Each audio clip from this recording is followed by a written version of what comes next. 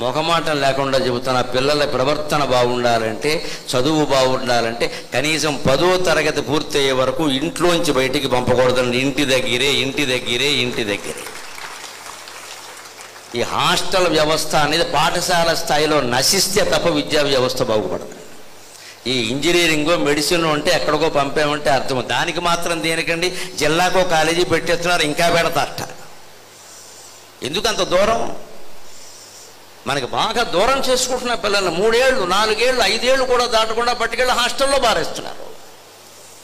మరి 3 ఏళ్ళు దాటిన వాడిని 4 ఏళ్ళు దాటిన వాడిని హాస్టల్లో బారేయడం తప్పు కానప్పుడు వాడికి 40 ఏళ్ళు వచ్చాక మన ఓల్డేజ్ హోమ్లో బారేస్తే తప్పెలా ఉందండి? మనం అలా చేసాం, వాడు అలాగే చేశాడు. ఇక్కడ మీకు మంచి హాస్టల్ డాడీ అన్నాడు. నాన్న అనకుండా డాడీ. అది వేదం కంటే గొప్ప మాట కదా. చతుర్వేదాల కంటే గొప్ప మాటలు ఏమిటంటే మమ్మీ డాడీ.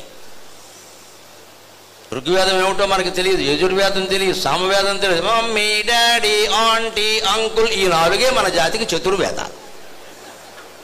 చతుర్వేదాలు ఎప్పుడో పోయాయి. మన 4 వేదాలు ఏమిటి అంటే మమ్మీ డాడీ ఆంటీ అంకుల్. ఇవే ఇప్పుడు.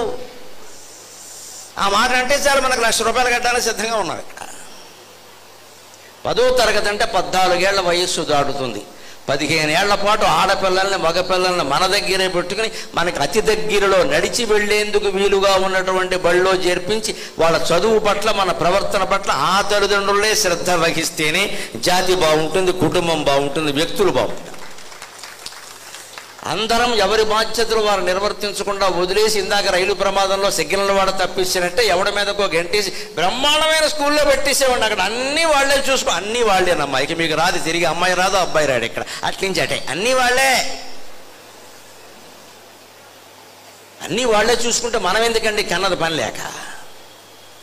ఈ కామ వ్యామోహాలు, ఈ లవ్ అఫేర్స్, ఈ గొడవలు లేకుండా ఉండాలంటే మనుషుల్ని దృఢంగా తయారు చేయాలి. చిన్నప్పుడు ఇందాక పద్యంలో చెప్పాడు చూడండి, ఆ రావి గింజలు గోడ చీలికలో పడేటప్పుడే జాగ్రత్త వహిస్తే అది మొలకవదు, మొక్కవదు, మానవదు, ఏమవదు. అలాగే కాలేజీలో చేరగానే ఎవడో మొదటివాడు చూడగానే ఈ అమ్మాయిని చూడగానే బాగున్నా లుకింగ్ నైస్ అనగానే గోప పేలిపోవాలమ్మా. అప్పుడు వెంటనే చదువు వస్తుంది, వాడిపోతాడు. నువ్వెవడవరా నా అందాన్ని మెచ్చుకోవడానికి గొట్టంగాడి మీరు ఒక్క దెబ్బ కొట్టాలి. ఆ స్థితికి అమ్మాయిలు ధైర్యంగా ఎదగాలి. ఎవరో రక్షిస్తారని అనుకోకుండా అమ్మ అమ్మాయిలకి ఏం నేర్పినా ఏం నేర్పకపోయినా కరాటే కుంగుఫు నేర్పండి. స్పష్టంగా గోబ్బగలు కొట్టేయాలి. మళ్ళీ అమ్మాయిలకే ఫైటింగ్ బాగా నేర్పాలి. ఎవరు రక్షణ వాళ్ళు చూసుకోవాలి. ఎవరిని రక్షణ కల్పిస్తారు? ఇక్కడ దగ్గరికి వస్తే కాలు పైకెత్తంటే మళ్ళీ బతకద్దు ఇక్కడ మనిషి.